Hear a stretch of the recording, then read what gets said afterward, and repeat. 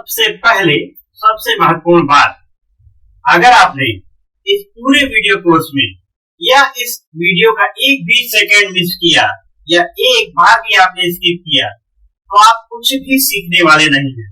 Hi, hello everyone, welcome to magic handwriting course. I expect कि आपने मेरे पहले के दोनों वीडियो देख लिए होंगे। फर्स्ट इंट्रोडक्शन और दूसरा वाला जो था जिसमें हमने टेक्निक्स की बात की थी, कैसे पेन पकड़ना है, कैसे बुक पकड़ना है, कैसे बैठना है, इस पर बात की। सो टुडे हम लोग करेंगे एक्सपेक्टेशन सेटिंग, ताकि इस कोर्स में आगे क्या करना है, आपकी क्या एक्सपेक्टेशन है और हमारी क्या एक्सपेक्टेशन है, ये एक दूसरे को पता होना बहुत जरूरी है। तो सबसे पहले आप हमसे क्या एक्सपेक्ट करते हैं? आप हमसे एक्सपेक्ट करते हैं केवल एक चीज, क्या? वो है ये वाली हैंडराइटिंग। क्या अगर आपकी हैंडराइटिंग इतनी सुंदर होगी कि आप खुद ही नहीं पहचान पाएंगे। मैं बार बार ये बोल रहा हूँ, बस आपको करना है, आपको एक काम, क्या? मुझे फॉलो करना है। हर एक वीडियो को आपको देखना है और बस फॉलो करते जाना है। और क्या करना है वो मैं आपको बताता हूँ। सबसे पहले डिस्कस करते हैं कि अच्छी हैंडराइटिंग का फार्मूला क्या है, इस पूरे कोर्स का फार्मूला क्या है। तो सबसे पहले आता है वीडियो। पूरे वीडियो में मैं बार बार बोल रहा हूँ कि शुरू से अंत तक सारे वीडियो देखने हैं और कोई भी स्किप नहीं करनी है। जैसे सस्पेंस मूवी देखते हैं वैसे ही, अगर आगे का वीडियो देख लिया तो कोई काम का नहीं होगा। Video end to end. उसके बाद हमें क्या करना है, टेक्निक्स निकालनी है। अब क्या होगा, जैसे मैंने बोला था कि बुरी हैंडराइटिंग वास्तव में है क्या। एक्चुअली हमारे स्लाइड्स खराब हैं, हमारे कुछ नोट्स खराब हैं, कुछ हमारी बेसिक्स खराब हैं। इस पूरे कोर्स में मैंने बेसिक सही करने की कोशिश की है। शुरू के पहले, दूसरे, तीसरे वीडियो में लोग बोर होते हैं। लोग सोचते हैं कि सर सीधे ए बनवाओ ना, बी बनवाओ ना, सी बनवाओ ना। देखो, आप ए बी सी डी जो है वो तभी सही बना पाएंगे जब आपके स्लाइड सही होंगे। तो एक भी सेकंड, मैंने बोला ना, हर एक सेकंड इंपॉर्टेंट है। कभी कभी क्या करते हैं, वीडियो को स्किप करते हैं और आपको लगेगा कि सर ये बता रहे हैं, स्किप करने से काम चलेगा। देखिए, ऐसा नहीं है। हो सकता है कि 10 सेकंड के अंदर मैंने कोई टेक्निक्स बताई प्लस मटेरियल, तो मटेरियल क्या होगा इस पर हम आगे बात करेंगे। ओके, लेकिन क्या करना है कि राइट और सिंसियर प्रैक्टिस ही हमें आगे बढ़ाएगी। रॉन्ग प्रैक्टिस तो रॉन्ग कर देगी। तो सिंसियर प्रैक्टिस हमें कैसी करनी है, टेक्निक्स को निकाल करके। Then video plus techniques plus material plus right and sincere practice. ये अगर इतनी चीजें आपने कर ली तो हैंडराइटिंग आपकी अच्छी हो गई। अब स्टेप्स क्या फॉलो करने हैं, उससे पहले बात करेंगे कि मटेरियल क्या रिक्वायर्ड है। तो देखिए, आपको एक 4 लाइन नोटबुक की जरूरत है और एक जेल पेन की जरूरत है। ओके, तो आपको ये 1 जेल पेन और 4 लाइन नोटबुक। ये 4 लाइन नोटबुक क्यों चाहिए और जेल पेन ही चाहिए, बॉल पेन या डॉट पेन नहीं चाहिए, क्यों? हालांकि मैंने जो लगाया उसमें कंपनी का फोटो लगाया हुआ है, लेकिन आपका पेन बस जेल पेन होना चाहिए। Okay, now let's see what steps are required. तो सबसे पहले आप क्या करेंगे कि सारे के सारे video end to end skip नहीं करेंगे और फिर क्या करेंगे कि ग्रास्प करेंगे टेक्निक्स को। और हर वीडियो में मैंने ये बताने की कोशिश की और बार बार बताने की कोशिश की है। आपको हो सकता है बोरिंग लगो, मैं एक ही चीज को 5 बार बता रहा हूँ, बट आप सोचो कि हैंडराइटिंग बनाने की कोशिश आप सालों से कर रहे हो और अब तक नहीं हुआ, तो वो आपको तभी बदलेगा जब रिपीटेड इंस्ट्रक्शन देंगे। एक इंस्ट्रक्शन जब आपको 100 बार दिया तो आपको 100 बार सुनना है। क्यों? क्योंकि वो प्लान का हिस्सा है। और आप सोचोगे कि ये काम आप देखिए छोड़ दीजिए। अगर आपको वीडियो स्किप करना है तो यही पे आप छोड़ दीजिए, आगे मत आप दीजिए। और ध्यान दीजिए, जितनी भी टेक्निक्स बताई गई है उसको आपको ग्रास्प करना है और मटेरियल आपके पास होना चाहिए। और क्या होना चाहिए? 4 लाइन हैंडबुक और जेल पेन। उसके बाद प्रैक्टिस करेंगे। प्रैक्टिस करेंगे करेक्ट प्रैक्टिस। देखिए मैंने आपको बताया है कि आपको एक फिगर बनाने को, और आपने उसको सही से सुना नहीं, सही से देखा नहीं और स्केच कर दिया। तो अगर आप यदि रॉन्ग प्रैक्टिस करेंगे तो रॉन्ग प्रैक्टिस आपको रॉन्ग परफेक्ट बनाएगा। तो आपको रॉन्ग प्रैक्टिस नहीं करनी, राइट प्रैक्टिस करनी है। राइट प्रैक्टिस ही आपको करेक्ट बनाएगा। फिर उसके बाद क्या करेंगे, हम जो लिख लेंगे उसे हमें सेल्फ चेक करना है। उसके बाद दोबारा हमको पॉज करके देखना है कि क्या जैसा सर ने बताया वैसा ही बना है या कुछ गलत है। जब तक आपकी आंखों को वैसा नहीं लगने लगेगा तब तक आप प्रैक्टिस करते ही रहेंगे, नहीं रुकेंगे जब तक आपको ठीक लगने नहीं लगेगा। जब आपको ठीक लगने लगेगा, जब आपके अंदर का टीचर बोल देगा यस इट इज करेक्ट, तब आप क्या करेंगे, तब आप उसको ग्रुप में भेज देंगे, इसलिए कि मेंटर्स आपको चेक करेंगे। कभी कभी होता क्या है, रॉन्ग प्रैक्टिस लिखकर ही भेज देते हैं, आपको पता है कि गलत है और फिर भी भेज देते हैं। तो क्या बताना चाहते हो कि आपका काम ऐसा है? तो पहले खुद करिए, अपने आप खुद देखिए, खुद मिलाइए सही है कि गलत है, क्योंकि ये कोर्स 2 साल के बच्चे के लिए नहीं है। इसमें मिनिमम 6 से 9 इयर्स के बच्चों से स्टार्ट होता है। तो हो सकता है कि आप लोगों कोई 50 साल का हो, कोई 40 साल का हो, कोई 30 साल का हो, कोई 20 साल का। आप खुद समझदार हैं, आप अपने आप को जज करिए। आप जब कंफर्म हो जाएंगे तभी आप करेंगे। उसके बाद मेंटर्स ने जो आपको बताया है उसको समझेंगे और उसे फॉलो करेंगे, तब तक जब तक आप सही लिखने नहीं लग जाते। और अगले पेज पर, अगले वीडियो पर आप नहीं जाएंगे जब तक आपकी प्रैक्टिस करेक्ट नहीं होती। ये स्टेप्स आपको फॉलो करनी है, अगर अदरवाइज आपकी हैंडराइटिंग सही नहीं होगी, छोड़ दीजिए। नाउ इस पूरे कोर्स में कुछ टर्मिनोलॉजी है, ये दोनों जगह यूज होगी। एक जब वीडियो बन रहा है और एक जब आपके मेंटर आपको सपोर्ट कर रहे हैं बैकएंड से। क्या? नंबर 1 हमने बार बार बोला है स्लैंट। आप देखेंगे वीडियो में बार बार आपका टीचर बोलेगा स्लैंट, मेंटर बोलेगा स्लैंट। ये स्लैंट क्या होता है? स्लैंट का मतलब होता है ये एक लाइन जो सीधे हाथ से कुछ झुकी हुई है, इसको बोलते हैं स्लैंट। मतलब झुकी हुई तो है, इसको बनाते समय हाथ कापा नहीं है। अगर हाथ कापा है तो ये हिल हिल के बनेगी। तो ये बिल्कुल डॉट टू डॉट मिली होनी चाहिए। ऐसा बनाओ कि पटरी से आपने खींची है या स्केल से खींची है आपने। तो कैसी होनी चाहिए? राइट साइड में स्लैंट। हम हमेशा बोलेंगे स्लैंट आपने बनाया है लेकिन सही नहीं, मतलब या तो वो स्केल जैसा नहीं होगा, आपका हाथ हिल रहा होगा, मूव हो रहा होगा, या तो उसका एंगल नहीं सही होगा। एंगल क्या करेंगे?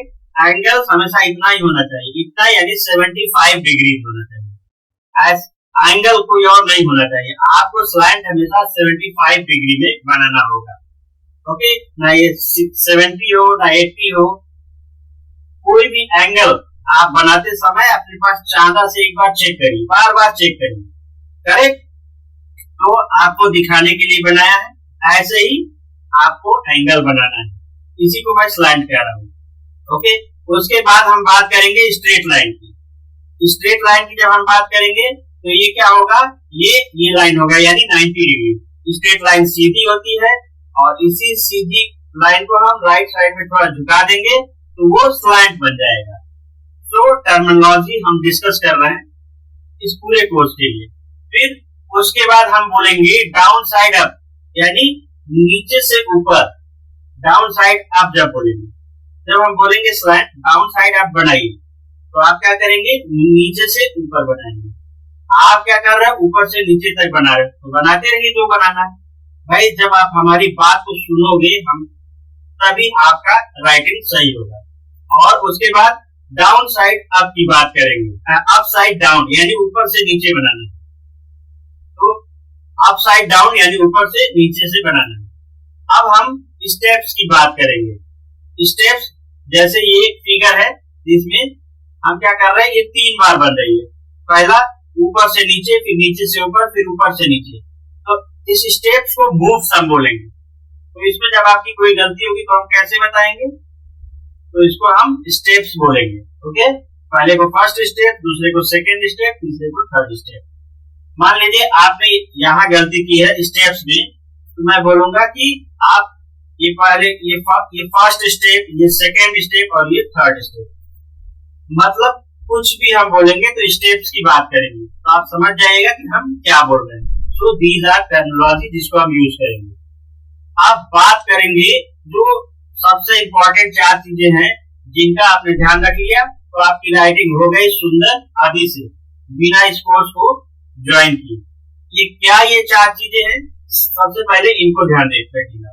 देखिए नीचे एक पैरा दिया हुआ है, Mohandas Karamchand Gandhi was an Indian lawyer, anti colonial nationalist. तो ये एक पैरा है, इसको एनालाइज करते हैं हम हैंडराइटिंग के प्रोस्पेक्टर से। तो देखिए सबसे पहले क्या आती है, वो आती है साइज। ओके, तो जब इंग्लिश की नोटबुक हमने 4 लाइन का क्यों लिया, क्योंकि बाद में 2 लाइन पे आ जाइए फिर प्लेन पर आइए, तो पहले आपको प्रैक्टिस करनी है। तो इसीलिए आपको 4 लाइन की प्रैक्टिस दी जाती है ताकि आपका साइज सही हो जाए।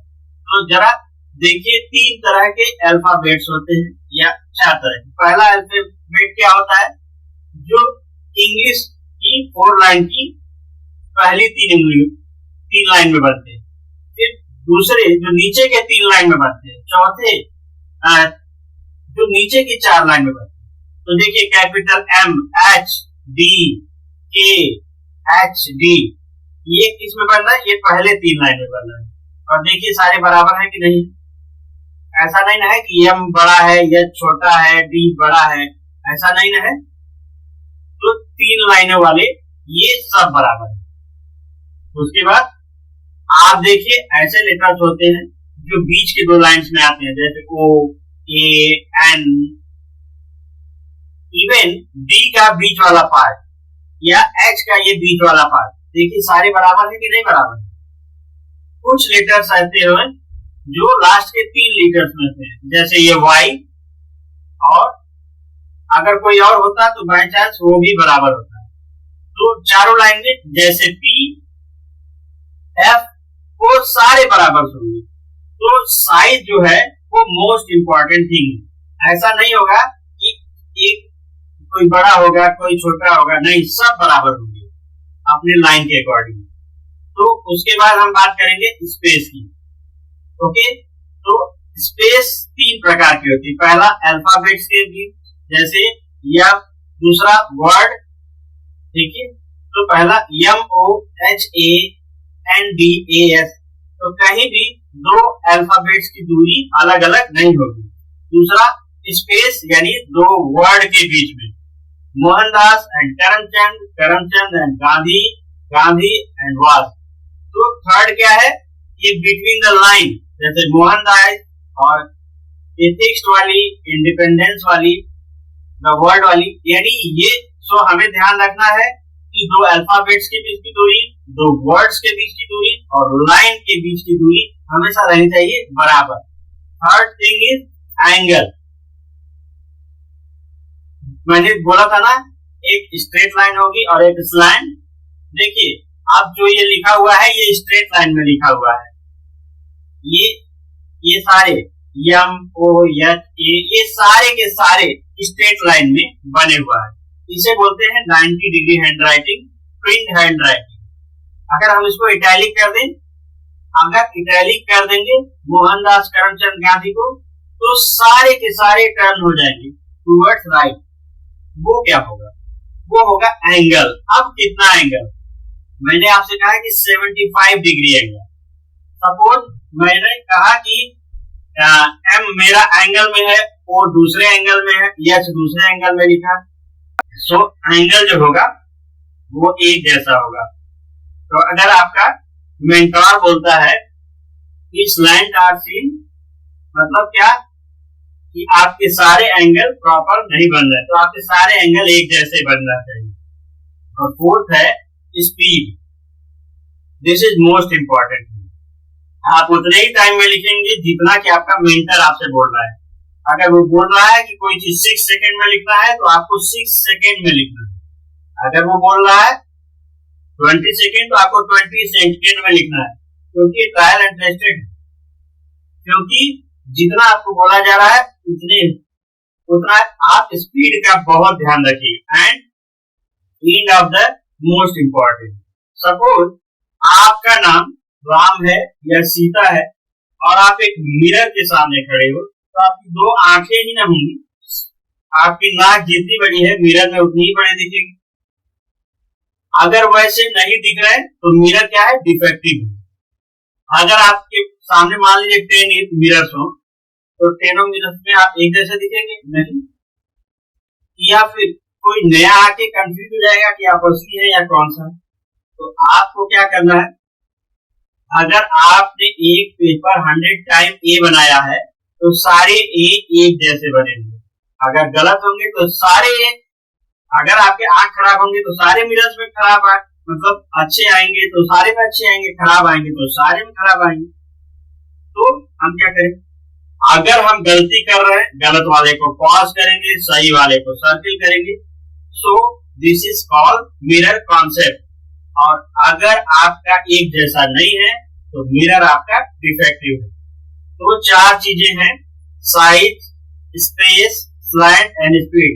इसे हम कहते हैं 4 इयर्स।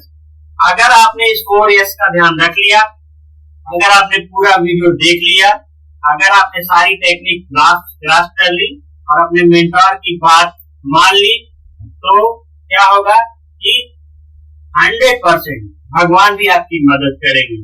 ओके, और आपकी राइटिंग क्या हो जाएगी, ऐसी हो जाएगी। And take my advance congratulation, आपकी राइटिंग ऐसे ही हो जाएगी। सारी वीडियो आप इन टू इन देखेंगे तो आपकी राइटिंग बिल्कुल ऐसे ही हो जाएगी। Thank you so very much and congratulation in advance. Have a great ahead.